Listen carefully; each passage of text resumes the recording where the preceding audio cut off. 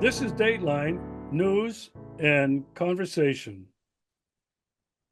Well, I've been talking to a number of friends in Europe, a couple of American friends living here, and several friends in the United States. All of them are concerned, and all of them have more or less said we are living in a very difficult time. The topic for the show tonight, the world turned upside down. Wars, genocide, threats, tariffs. And could Donald Trump really be divine intervention? My guest tonight, my good friend, the professor, Maria Nikolakaki from Greece. Maria, welcome to the show. Oh, thank you so much, dear Regis. It is always a pleasure and an honor to be in your shows. Thank you very much. Well, thank you. That was quite an introduction. Maria, first of all, a world turned upside down. What are your thoughts?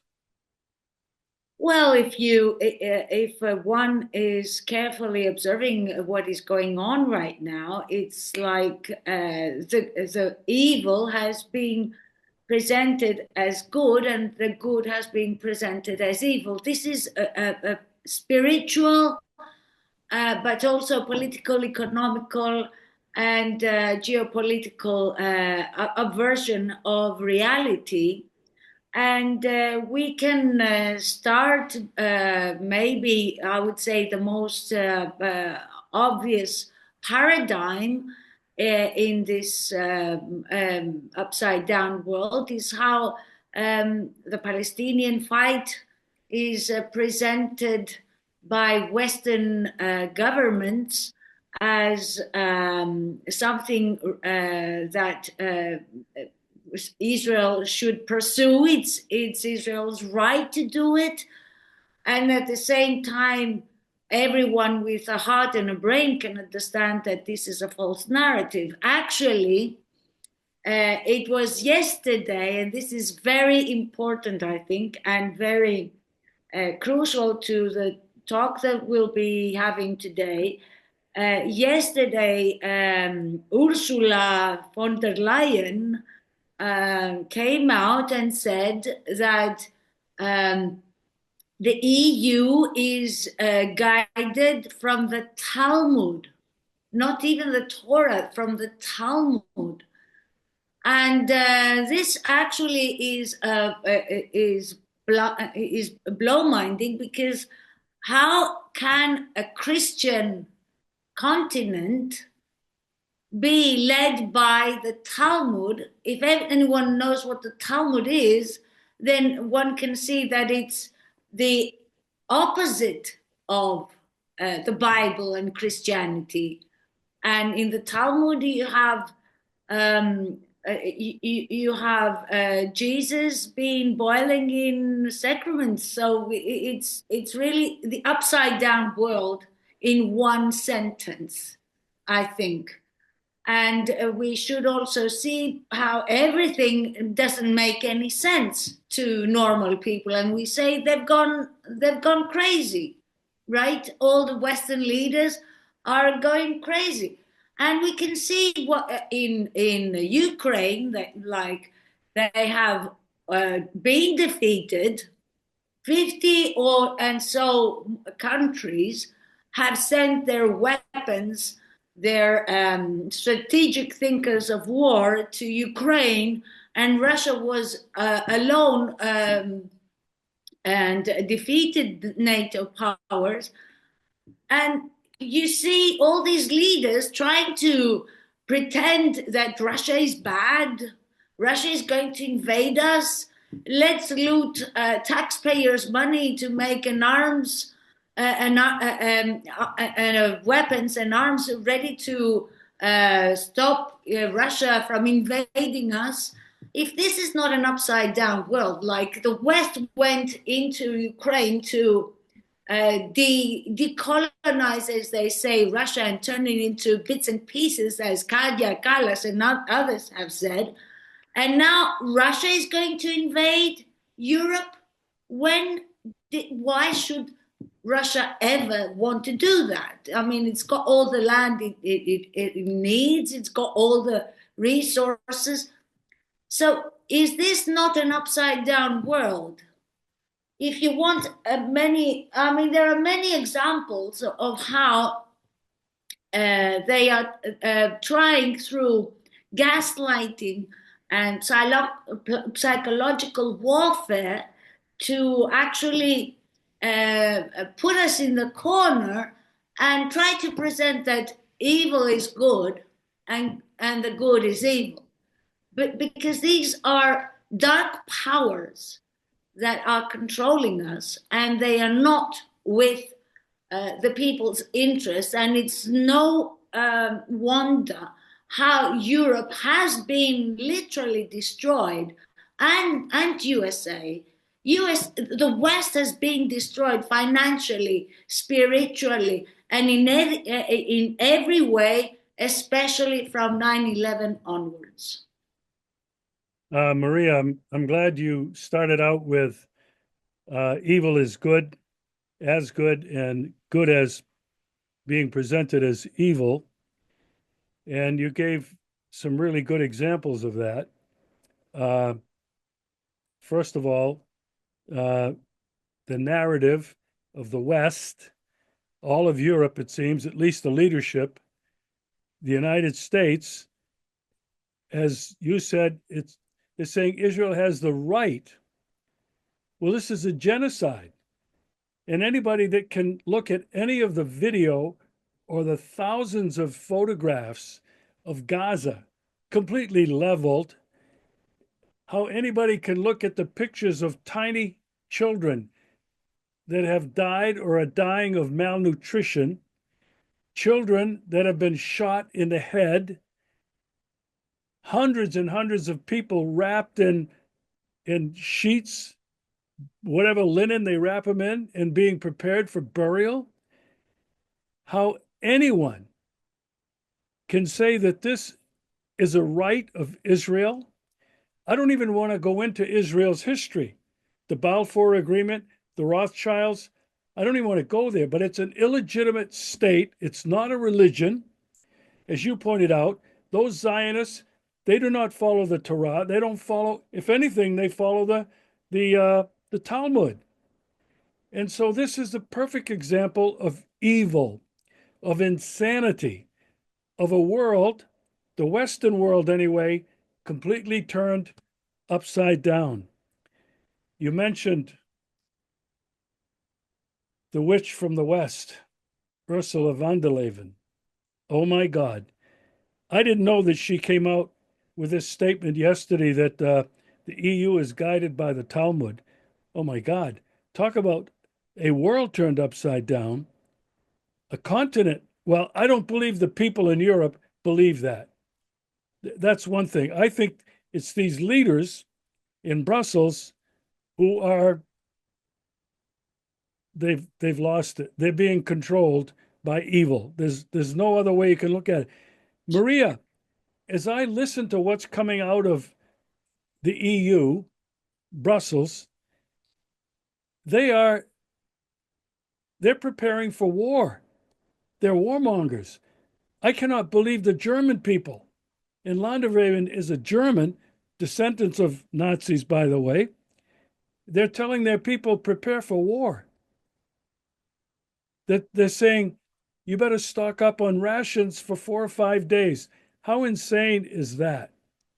If there is a war, no matter if it's a traditional war, Russia invading with 1.5 million troops, total insanity.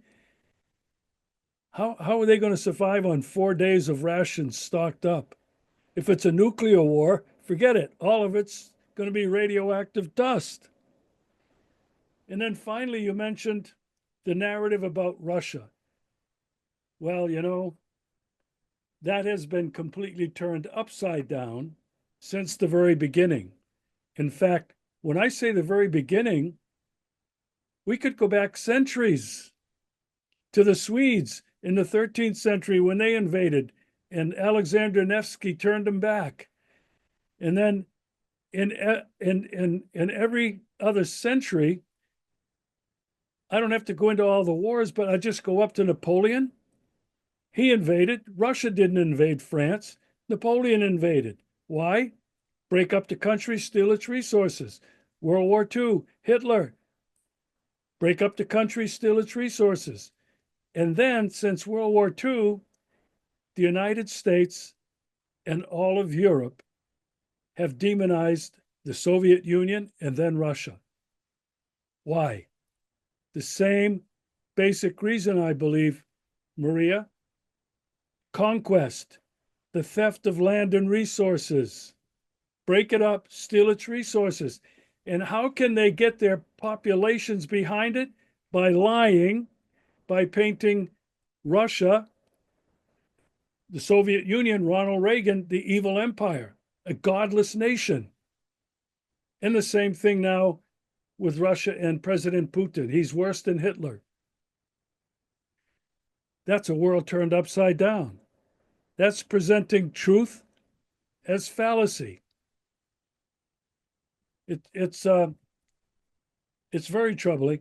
But now, Maria, are you aware of the massive protests that took place last Saturday in the United States? The theme was hands off Trump, hands off everything he's doing to tear apart government infrastructure as if it's all bad.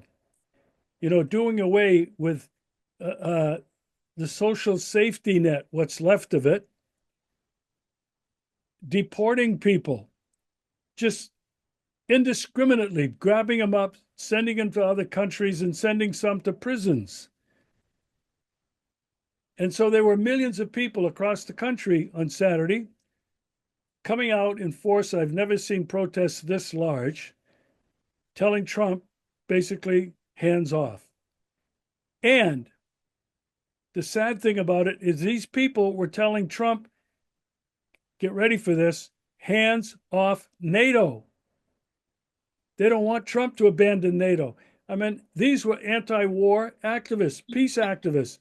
And part of this rally was to don't leave NATO. And so, Maria, it's total insanity. Now, I don't live in Europe. You live in Europe. You told me the last time we met, there were massive, unprecedented protests in your country against the government. There have been massive protests in Great Britain, in France, and in Germany. When they have elections, the people in power are losing the support from these other parties that are saying, no, we're tired of this stuff. Maria, here's my question. Do you think people around the world, well, let's just talk about the West, where we live, in America and across Europe, do you think they are beginning to wake up that something is terribly wrong? Thank you, Regis, for this. It's a lot to unravel from your comments. I think that the first thing that we need to see is that there is a battle between the traditional globalism in the Democrats' form, and another one, which is again still globalism, but with in the Trumpist form, which is it includes nation states and not dissolving the nation state concept under the umbrella of the United Nations. So, but we must understand that this has nothing to do with actual Western values. It's again two sides of the Zionist agenda. So when we see Biden, Kamala Harris, and all these neocons. Neocons are also Zionists, right? And they had formed their alliance in EU, right? They had all these leaders, which most of them come from WEF. By no coincidence, their grandfathers were Nazis, literal Nazis in Hitler's army, and now they have like Baerbock. I mean, she wanted to become a chair of United Nations representing Germany, and Maria Zakharova said this would be very frightening to have the granddaughter of an SS soldier to present United Nations today. So we see that this is one form of globalism that we see in operation, and we see how they are trying to fight back Trump and his measures, which who is oriented towards a more nation state, let's say, globalism. So he wants globalism, he wants to be the head of the globalist agenda, but as America and not as UN and all these the end of the nation state. Mind you that this is also the agenda where Netanyahu is, and this is also the agenda of Hungary. Hungary's Orban. We saw how a couple of days ago he met with Netanyahu in Hungary, and despite the fact that he's convicted as an ICJ murderer, and we see two different fractions of globalism fight together. Now, if we want to understand what's going on, this is like the hands-off that you mentioned was one of the liberal color revolution oriented demonstrations, and that's why they wanted to be pro-NATO and pro-war. Being pro-NATO is being pro-war. So at the same time as they say, oh, don't send away, the refugees, and no, we want DEI, and we want LGBTQ, and this is democracy. This is their kind of democracy. They're fine with killing, people around the globe through NATO. So I think that what we need to see is that these two fractions are two different versions of Zionism, and as we see in the Congress through AIPAC, the Israeli lobby that actually gives money, buys off most of Congress people. I mean, there are only, let's say, 10% of the Congress people who are in Congress in USA who are not bought by AIPAC. And if you don't agree and sign with this agreement with AIPAC, they can destroy you. They will pay money to your opponent so that he wins instead of you. So what we see is that they control, through the Israeli lobbies, they control the Congress. And since they control the Congress is Zionist per se. And so we can see that the culture that has been promoted is a Zionist culture. And so what we see right now is that Europe is also Zionist. All left-wing parties and all right-wing parties, different fractions, are under the influence of Zionism, one or the other. So what we need to say is that these people will have differences between them, but as Noam Chomsky said at one point, you can quarrel as much as you want within this box that they create, as long as you don't question outside the box. So it's like, which version of Zionism is more preferable to you? And people are so deluded that they are actually thinking about LGBTQ and DEI and refugees as if it comes from the left and it's progressive.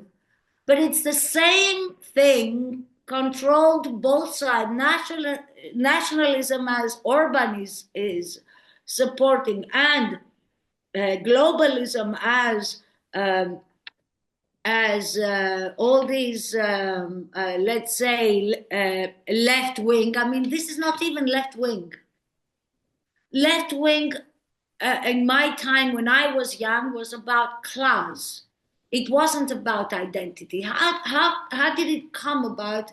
And we stopped talking about, class inequalities, and we're talking about minorities that are used to divide and conquer us. This is all very well manipulated by the Zionists to keep us quarreling with each other, divide and rule, so that we won't progress to question them.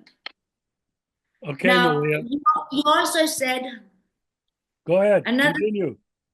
The other thing also that we need to see is that there has been a spiritual war against Christianity, but especially, I would say, in regards to the Orthodox Christianity. And we see how everything started 1996, Yugoslavia, which was an Orthodox nation, Russia, who is also an Orthodox nation, and actually it was Putin who mentioned on the issue of the establishment of the Ukrainian Orthodox Church, which is actually a non-church, that there are these secular Jews who do not go to the synagogue, who want to destroy the Russian Orthodox Church. So he mentioned them by name. And of course, they started saying, oh, he's an anti-Semite, and blah, blah, blah. But we must see also the Alawites. I mean, these are the original Christians that lived there for more than 2,000 years in this region. And they are slaughtering them. They are slaughtering Christians, and EU, instead of stopping them, is giving money to Jolani to keep slaughtering Christians. And there is no conviction of his acts. Nobody speaks about this horror that Christians are being, more than 30 to 40,000 Christians have been slaughtered in. And if you put the analogy with Palestinians, it's a huge number. I mean, they have recorded 50,000 Palestinians dead, but I think the number could be even 10 times more. But as official numbers, we have 30, 40 Alawites in just 1 month. And nobody talks about it because they're Christians. They're not their kind of Christianity, their version of Christianity. And I think that we should see that from 1054, when the schism was created. The resistance of Orthodox to be incorporated into Catholicism is a battle of good and evil, as we said on this topic today. And when it was up to the point, I must say, when the Ottomans came down to capture Greece, the Byzantium, the Pope said, "I can save you as long as you will submit to me." So the Greeks said it's better to have a Turkish hat than the Pope's Chiara. So it was, I mean, there is a spiritual battle that most people have been trained to think that this is non-existent, there is no God, there is nothing. So, it doesn't make any sense to them. It's positivism in their thought, it's materialism in their thought. And I respect that because I've been there. So I can understand how they feel, but that doesn't mean that this is true, or this should be as it is. So we see how the good and evil parts are playing.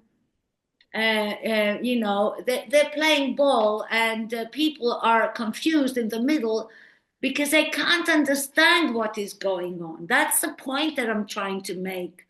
The world is upside down because they are deliberately confusing us, so we don't understand where the truth is. So we see Trump, we see Biden, all these, MAGA, and then we have all the Democrats, and all of them are influenced from AIPAC, and like this Senator Massey said that once, in order to get in, you have to sign. You have to sign a letter saying that you agree that to be Israel first, and then they appoint you an AIPAC person. So each senator has an AIPAC person to influence, to supervise his work and his decisions, and if they agree with the Zionist version of reality. So how are we supposed to go forward when, even the most, let's say, respected intellectuals have not figured out what is going on? And if they have not the courage to go out and openly say it. I mean, what I'm saying now is just, of course it is based on research, but this is like, should be common sense, and it is not, and you should wonder why. I want to follow up on something you said really in this last paragraph or so. It's a spiritual war. I think it is a war between good and evil. That's been going on for centuries and centuries and centuries. If we look at it today, you mentioned that it was a spiritual war between Western Christianity, Catholicism, and Orthodoxy, Greek or Russian. As terms of Western and Catholic, Roman Catholic Christianity, I think that all came to an end before the Council of Nicaea. Certainly the Council of Nicaea co-opted the original message. Maybe it happened even before that. The Vatican today isn't what people think it is in terms of money, in terms of an agenda.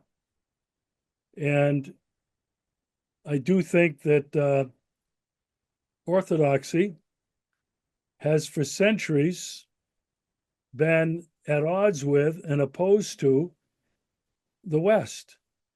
You talked about the Great Schism. They don't recognize the Pope. It's not just the Pope. There are very differences in understanding of doctrine and dogma. So I do think there's that layer. But when we talk about the world turning upside down and then evil presented as good, good presented as evil, we're talking about a spiritual war. And unfortunately, as you mentioned, most of the people can't comprehend it.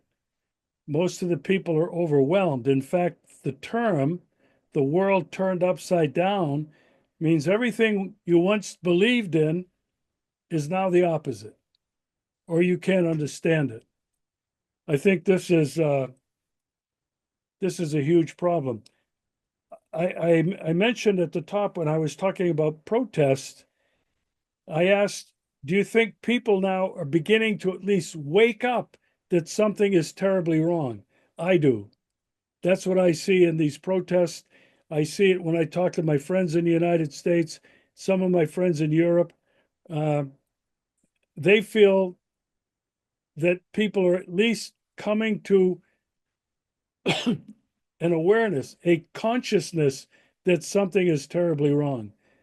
Would you agree with that? Do you think people, because of, I mean, they don't know what they're protesting against. They don't know what they're upset about exactly. They can't even describe what it is that is bothering them. But would you agree that at least this pain that people are feeling now is beginning to wake them up? Yes, I do agree, and I see it in Greece also. It's a slow awakening.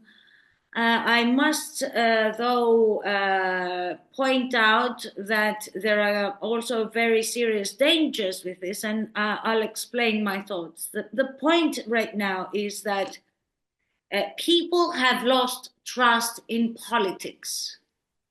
They understand that whatever they vote, another scumbag will come to power. It doesn't matter what country you are. It doesn't matter in the West. I mean, it doesn't matter. I mean, what party will it be? But it's going to be another scumbag. So if you lose, this idea of we can change the world through politics, and we can vote our proper leader to make things right, and then all leaders are not up to the standards that you would be expecting them to, then you come to another conclusion that I don't like this, so I want to go out to the streets. The point is not to get trapped into one version or the other of Zionism, as I say. So what we need to do, I think, I'm talking about the what I'm talking about here in Greece, and I think it could be again that Greek history and culture could be a positive a contribution to the global stage, as we've talked before in our previous talks. We need to understand that, capitalism is the dictatorship of the bourgeoisie, as Marx said, and communism is a dictatorship of the ruling of the proletariat. So we have two versions, but of the same, let's say, dictatorship. It's preferable by one part, but not preferable by the other. But I think that, again, if we go back to the Greek version of democracy, which is direct democracy, it means coming from the bottom up, forming communities here, there, everywhere. And these communities is one unit of political power. And then you build up blocks from that to the top. So that way you can control who's up there. It's not professionals. They can't be bought and sold by AIPAC or war lobbyists or pharmaceutical lobbyists and or green energy lobbies, which at the end conclude to giving excuses for those who run the state to give taxpayers' money to the lobbyists, because that's what we are living. There are excuses here again and again and again of how to loot the money of people, and they will present an excuse, an urgency, like it was a virus, now it's a war that nobody can really believe in. So I think that we have to create an alternative system. And unless we come to the conclusion of what this system could look like, we are in danger of actually, let's say, of getting into the hippies trap. Because the hippies came in the 1960s and they created this global revolution. And it was anti-war, and then that was when actually the ruling class started to be afraid. And then they dropped the hippies version, and the hippies had no vision political. It was like, okay, we don't want war. Peace, let's get drugs, and let's not fight anymore.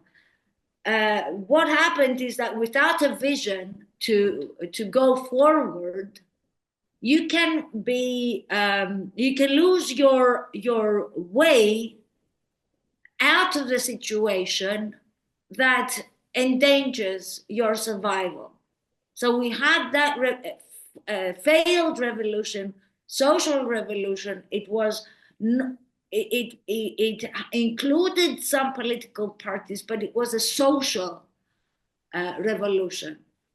So I think that we need to give a direction. It's not about left or right. Let's say that we don't have these ideologies are nothing but destruction, and people, if you look at, if you talk to them, you can find that they have some common interests, all of them, that we can start to build on and then educate ourselves all together on the way up,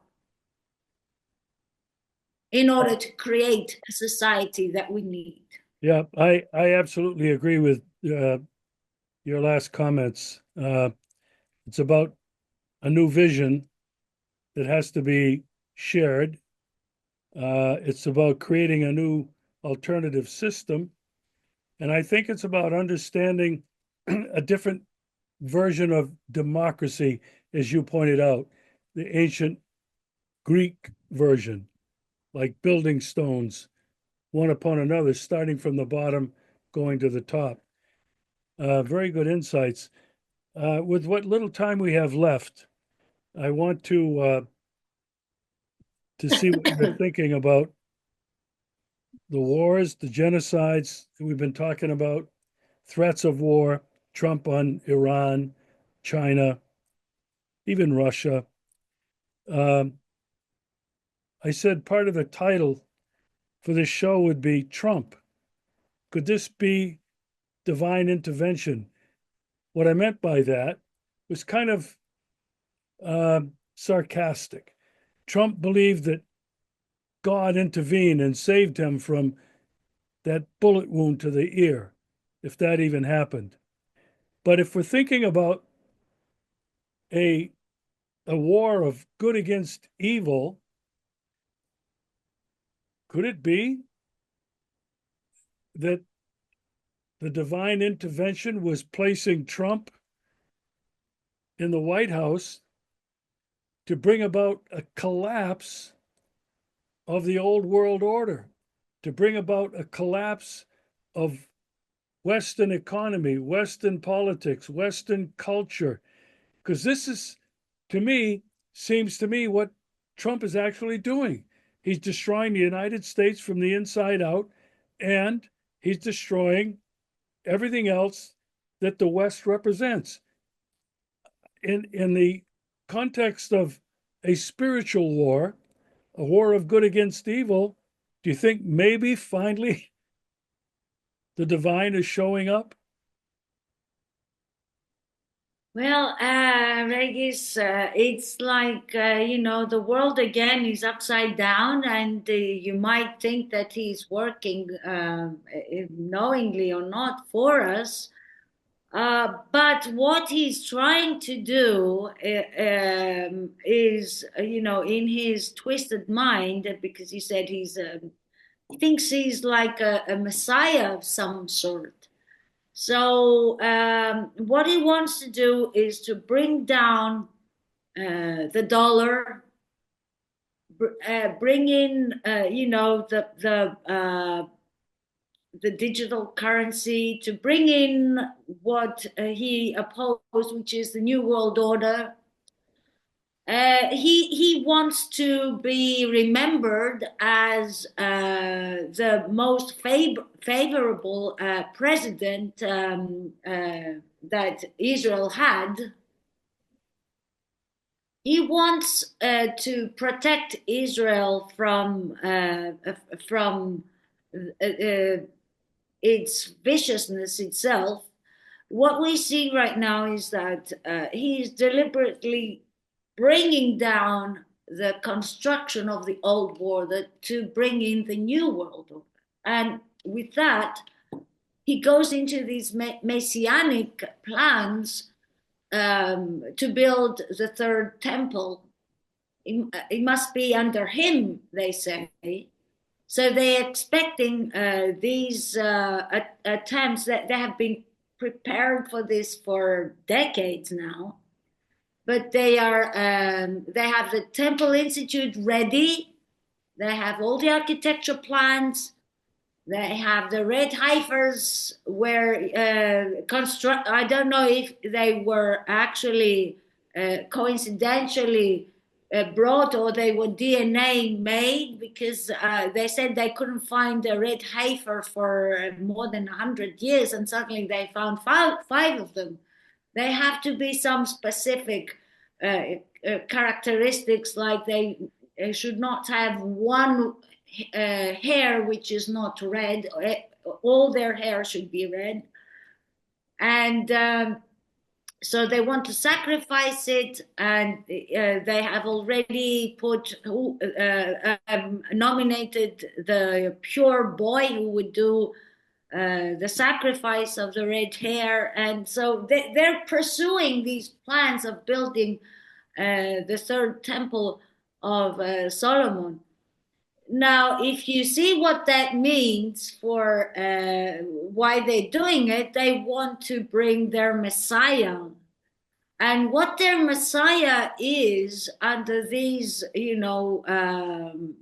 spiritual understanding of the Jews, is that he's the one who will help them reign over the planet. And that is why they rejected Jesus, because he told them, you don't need to rule the planet. You have God inside you. Your body is your temple, and you can reach divinity from yourself. So, I mean, some say that Trump is a member of the Chabad, Lubavitch, who are actually very, let's say, radical in their theory, and they want to control the world with Noahide laws. So Trump actually has been pushing for Noahide laws, which are 7. And the first is that you are not to accept idolatry. But being a Christian is doing idolatry for the Jews, because they think that Christ is not a Messiah, and that he is a fake. So what we are seeing now, we've just started to get into this era of messianism, Jewish messianism. Trump is their man for that. I mean, they even admitted there are many articles in Jewish newspapers and journals where the question is Trump the Messiah?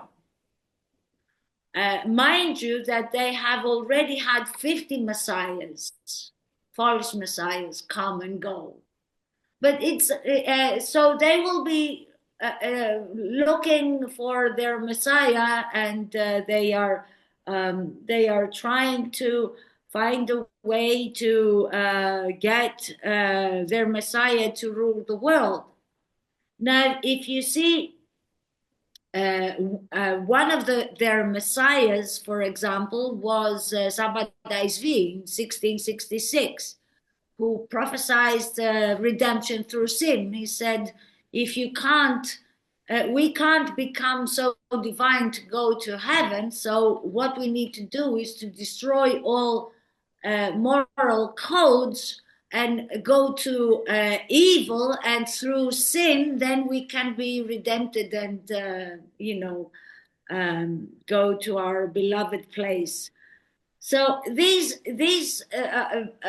people, away from trying to find a non-Christ Messiah, have been doing this again and again and again, and still they try to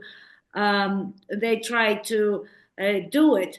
One of the things that separates the Orthodox Jews from the Talmudists is that the Orthodox Jew says that the Torah, first the Messiah will come, then they will go to Jerusalem, then they will build the temple. But now the Talmudist ones are saying, oh, this Messiah is taking too long, so let's go to Israel, build the temple, and then the Messiah will come. This lunacy, though, as much, sorry, I don't want to be disrespectful, but I just can't see how this religious thing between the Jews has influenced the whole world. And we have like Ursula von der Leyen say to the Christians that we are under the Talmud, when the Talmud, if you open it, it's anti-Christian all the way through. They hate the Christians. So how do you, with what respect to your people, Christians, do you say that we are against Christianity? So I think the next stage this is why I say it's two versions of Zionism, the left and the right, and they struggle together, thesis, antithesis, synthesis, and they drag us into the new world order, the same new world order, all the same. And mind you, in 6th of October 1940, the New York Times had an article saying that the new world order was promised to Jews. That was in the 1940s, before the war, at the beginning of the war. So what I'm trying to say, how can it influence us all? I mean, it's just a small portion of the global population. Yes, but it's a very powerful one, since it has, for thousands of years, been controlling the money assets, and this makes them more influential than, say, the Greeks were, have been impoverished and been on the survival mode again and again and again. So I think this is where I find an answer to all this, that that Trump feels that he is the Messiah. That's why he named Jerusalem as the capital of Israel, because it goes into the prophecies that it has to be Jerusalem where all this starts. And they want to destroy all the Amalek. So they say all the Palestinians are Amalek. So they want to exterminate all the Amalek to bring their Messiah. It's complicated, I know, and many people who are on positivism and materialism will not understand this, but I must say this. We know it's not true, but they believe it. So that makes it very true, because this is the guide of their actions. So it doesn't matter if you think that there is no God or whatever. It's that they believe that they are his chosen, that everyone who is not a Jew is not a human. They are cattle, they are animal, they are beasts. Only they are humans. And so whatever they do, they cannot be punished, because God, they have overcome God. So if you put all these dots together, you can start to understand why they are acting that way, which is upside down again, as the title of our discussion, the evil presenting to be good. Maria, this was a very interesting discussion. I think it's very unique and rare. These discussions are not happening anywhere that I know of, so I very much appreciate it.